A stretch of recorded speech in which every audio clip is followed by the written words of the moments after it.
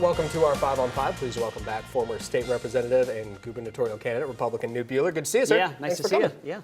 So it's been a year since the election, losing the governor's race. What's life been like for you outside politics? Yeah, well, it's been good. I've kind of let the dust settle after the governor's race, took care of a lot of personal issues, that I kind of put on hold for a long period of time. Sure. And then, kind of restructured my life to move on. But of course, remembering those lessons learned from the campaign. So it was overall been a really good year for me. Okay, and you are working, we were just talking about it before the break, you're doing some stuff in San Diego as well as in Bend. Yeah, so I started a company, put some intellectual property or ideas I had into an existing company in San Diego that we make health technology to help people recover from surgery or help prevent injuries in the workplace. So it's been a good experience. Okay, so you said you're considering running, you know this is coming, of course, you're considering running for Congressman Greg Walden's expansive 2nd District seat. Do you have anything you want to announce today? Yeah. Well, maybe not today, Craig. Okay, fine. I'd love to help you out with regards to that. Interview's over, you can go. yeah, thanks a lot. No, but all transparency, Patty and I, my wife Patty and I are pondering this. It certainly wasn't in our, a life plan. We expected Greg to stay in this office for a long time, but it certainly is an important office, and Greg has done such a good job. I'd like to see someone build upon the basis that Greg has established over 2 decades of serving the people of Congressional District 2.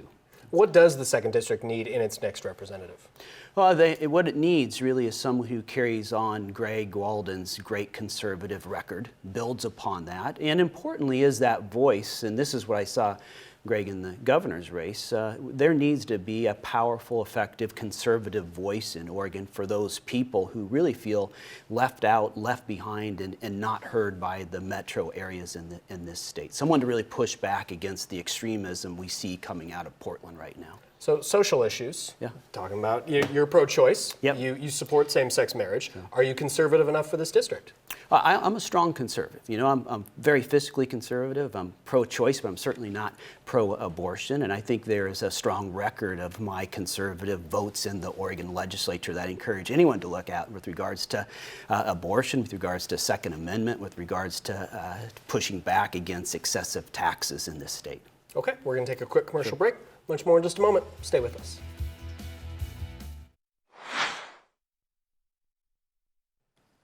Welcome back to our 5 on 5. Again, we're here with former Republican state representative and gubernatorial candidate Knute Buehler. We're talking, I asked you before if you were conservative enough for the district. You spoke out repeatedly against President Trump last year while campaigning for governor of Oregon.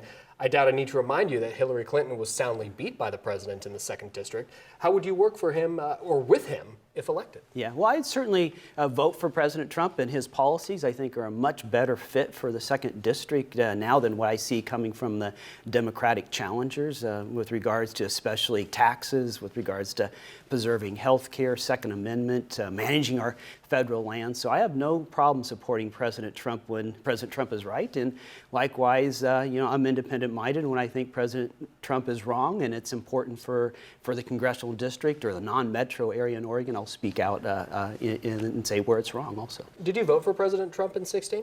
I did not. I didn't vote for either candidate in 16, but I plan to vote for President Trump in 20. You raised a record amount for a Republican candidate for governor in Oregon, more than $19 million, I believe. Could those fresh contacts, having just coming off a race a year ago, could those help you if you decide to run for the 2nd congressional seat? Well, I think the experience of running, of all those relationships, of all those people, Craig, that I met, I put 50,000 miles on my Ford Explorer. I visited every county at least once. I toured over 180 small businesses, and I met thousands of Oregonians and heard their stories, heard their struggles, heard the things that they want changed, and importantly, I think they need a voice. They need a powerful conservative voice in this state to push back against the metro areas that I think have a big overreach and extremist policies that don't fit the rest of Oregon. So we obviously, I asked earlier that you said you were considering running, as that hasn't changed for Walden's seat. What are you doing right now as you make that decision? Is there a timeline? Are you taking the temperature of the room, if you will, as you consider that? Yeah, certainly. It's a staged, process. First, I have to engage my family. I have 2 kids, 2 adult kids that they need to have input. Of course, my wife. I see this not only just as a professional decision, but this is our life. This is a lifestyle. I think Greg Walden placed a high bar in terms of expectations and engagement in this district. And I planned, if I do it, to follow on that legacy. And then, of course, I have partners and also supporters that I need to take their temperature, to use your term, and make sure that I have the support and they'll have my back on this process. Okay. Well, if you want to come back and do the 5-on-5 again and make any sort of announcement, just let me know. Well, I always enjoy our time. All right. Thanks very much. Stay with us. We'll be right back.